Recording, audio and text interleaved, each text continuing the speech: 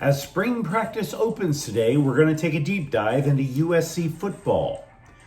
Puka Nacua wants to be fruitful and multiply, and two players bolt UCLA basketball for the transfer portal. Good morning. I'm James. This is your daily dose of sports and snark for the greatest sports city in the world, Los Angeles. This is the faithful Angelenos Morning Report. It's March 25th, 2025, back in Portland for work. Yay me. Meanwhile, like I said, it's always a good idea to start off the day by talking about the glory that is LA sports. And if you like being in the know about LA, clickety-clack the like button. Clickety-clack the subscribe button.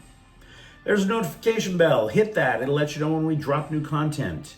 Sharing is caring. Let people know we exist. And by all means, comment. Now, before we go through the news and notes, very quick look at the scoreboard. Orlando 118, Lakers 106. Meanwhile, tonight, the New York Rangers are in town. They're going to play the Kings at 7:30. And what do you say we get to the news? Mentioned earlier, spring ball begins at USC today.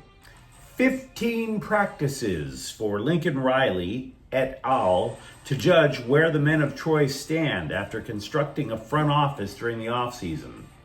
This was coming after constructing finally a defensive coaching staff the prior offseason. And I get it. It's been a slow build. Super slow. Maybe even not exactly a build.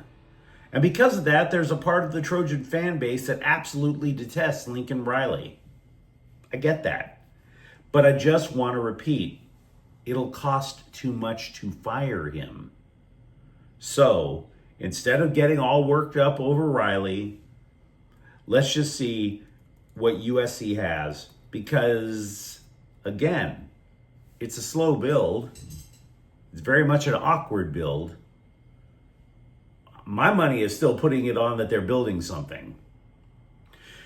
One piece of the puzzle that will not be part of this build is cornerback Maliki Crawford, however. He won't be part of spring practice. He's entered the transfer portal. I don't know how much of a hit this is. This is he's like the Corey Foreman of defensive backs for USC. He comes to the Trojans. He was ranked 14th among all cornerbacks in the class of 2023. He redshirted his first year and pretty much never got on the field afterward. I mean, look, yesterday we were talking about freshmen with the possibility of getting playing time. And I bring that up because so many cornerbacks left USC, either due to exhausted eligibility or, in Crawford's case, simply transferring out. This is where youth could be served with the freshmen coming into the program. Now, as for the team overall, there are question marks. There always are. What matters a lot is whether quarterback Jaden Mayava can keep control of the ball. I don't think there's really going to be a quarterback controversy during spring, though. Everybody wants to look at the reserve quarterback as the shiny new toy. That's how people were looking at Jaden Mayava last year because nobody was getting excited over Miller Moss.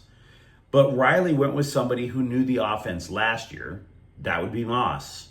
And I have to simply argue Mayava knows the playbook way better than Hassan Longstreet at this time. Longstreet's a freshman. I mean, come on, guys. The running back room, meanwhile, is super deep. There are two incoming players that rushed for more than 1,000 yards last year. That's a good sign. The offense uses a lot of 11 personnel, which means 3 wide receivers. There may be something brewing to try to get that third guy. That job is open, the third wide receiver. You think Makai Lemon and Jacoby Lane have 2 of those spots locked down. Now, Lemon is usually the guy who wins the jump balls. He's the red zone threat. Lane likes to go over the middle. So I would assume that the guy who is in the lead position to get the third wide receiver role would be the deep threat, who's ever fastest. I don't want to suggest the battle simply comes down to 40 times, but you do want that kind of diversity in your offense. Tight end is settled. The offensive line, I mean, we don't know for official who's starting at which position. I think the only question on the offensive line is right tackle. Meanwhile, the defensive line is bigger. Kobe Pepe should build on the playing time that he earned last year. He earned it, and he got bigger. We've been talking a little bit about freshman Jakeem Stewart, and I think the scribes love the guy as well. He's the highest rated prospect that USC has landed since the aforementioned Corey Foreman. Foreman face planted. If Foreman didn't face plant, if Bear Alexander last year actually wanted to play, you would have figured Foreman on the end, Alexander in the middle. If they had actually applied themselves, that would be a pretty doggone decent defensive line. But they didn't. And the reason I bring this up, going back to Jakeem Stewart, dude's only played 12 high school football games. So maybe we should tap the brakes on anointing him. As for the rest of the defensive line room, we don't really know who excels. We just know that they're bigger, significantly bigger. We mentioned this yesterday. Alexander last year, the heaviest defensive lineman at USC at 315, and he didn't get on the field. Meanwhile, USC now has 3 linemen who are significantly larger than Bear Alexander. Linebacking also matters a ton to this team because both of last year's starters are gone. Maybe Eric Gentry steps in and finally claims a consistent starting role. There are newcomers. How could they know the playbook? It's possible, but it's also possible that Anthony Beavers, who moved up from safety to play linebacker, has the inside track. By the way, we mentioned it before, the defensive backfield, good luck. Put all the names up on a dartboard with some Post-it notes, put on a blindfold, start throwing darts. Your guess is as good as mine. Kamari Ramsey is the only returning starter in a 5-man backfield. The Trojans play a lot of nickel. They either go 4-2-5 or 3-3-5 a lot. So, spring ball begins today. If you're a USC fan, you tell me who you're looking at as a potential breakout player for the upcoming year. Puka Nacua went on a podcast that I don't want to listen to and said he wants to retire at age 30. I get it. This should alarm you if you're a Rams fan. Anytime a player is talking about retirement, kind of puts you a little bit on edge. Should really alarm you. But it doesn't, because it's 7 years away. No. It shouldn't alarm you that Puka Nacua is thinking about retiring at 30. It should really alarm the women of Los Angeles, because Puka Nacua wants to retire to start a family. A big family. Quote, at least 5. At least. Now, I'm not trying to say this to be anti-family. All things being equal, yeah, I think this nation could stand to grow the population the old-fashioned way. But at least 5? Right now, for Puka Nacua, the question is, can NFL safeties handle Nacua up the middle? In a couple of years, the question, ladies, is if your uterus can handle Nacua up the... As for the team, again, guys, it's 7 years. We don't even know what the Rams are going to look like 7 years from now. Is Sean McVay still coaching in 7 years? Is Les Snead still the GM in 7 years? So, hell, we don't even know who's going to be president in 7 years. We know it ain't going to be the current guy. And no, I don't want to answer a bunch of insurrection posts. It's not going to be the current guy in 7 years.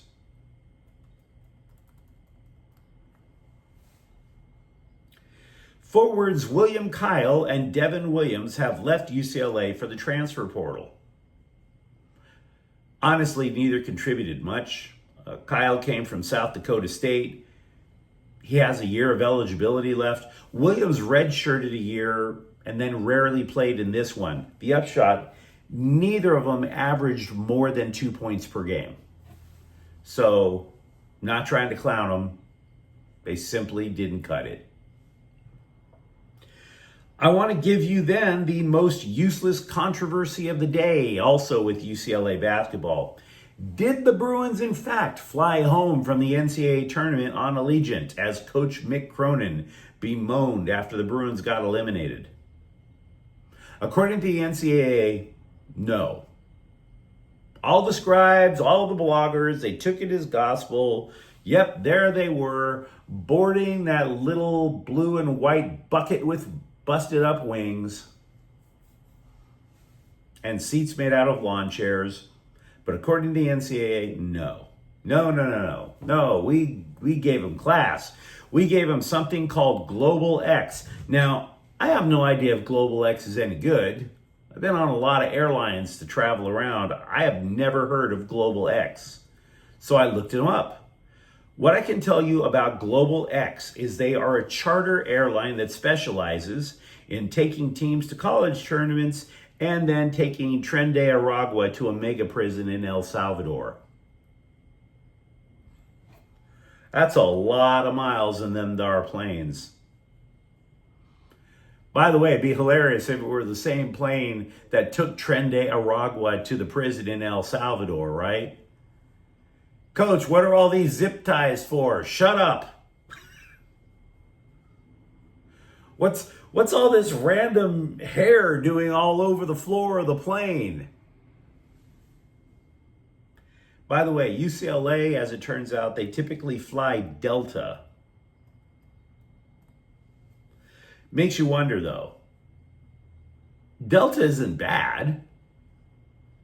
Why the hell did the NCAA ask Con Air to chauffeur around one of the nation's most decorated basketball programs? Can anybody answer that for me? Everybody kept assuming Mick Cronin was telling the truth about Allegiant. Is it a step worse or a step up to go on Con Air with Nicolas Cage flying the plane? You tell me in the comments thread.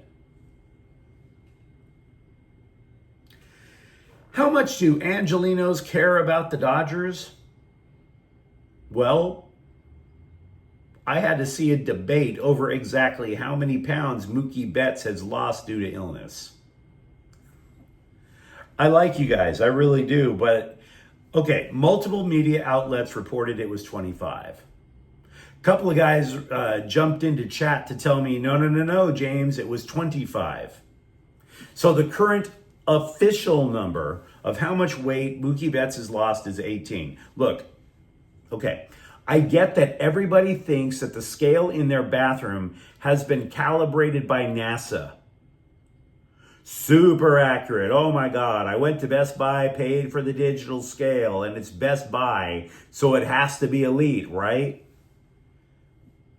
Look, either way, 15, 18, 25, that's a lot of weight to drop in a couple of weeks. Many of us would like to go that route, myself included. I totally get it. But the upshot is Dave Roberts says Betts might be able to play in Thursday's opener now because Betts is eating solid food and keeping it down. Now you might sit there and go, James, why didn't you talk about this earlier? Because when it's pointless drama that the scribes are hyping up and we already know how it's going to end, Betts is going to play, it's not that huge a deal. It's not. And now he gets to eat all the Tommy burgers he wants. Also, Blake Snell will start the Dodgers home opener, the real opening day, Thursday against Detroit. Okay. But you let me know what you think in the comments thread. What do you envision for USC football during the spring? For that matter, do you want to hook up your sister with Puka Nacua and then count all the baby Nacuas running around in your place on Christmas morning? And if you enjoyed the content, don't forget to subscribe to Faithful Angelenos. We're talking LA sports every single day here. Thank you for watching. I'm James. We'll be back tomorrow. Faithful Angelenos is a Kian Cortel Queso production. Take care.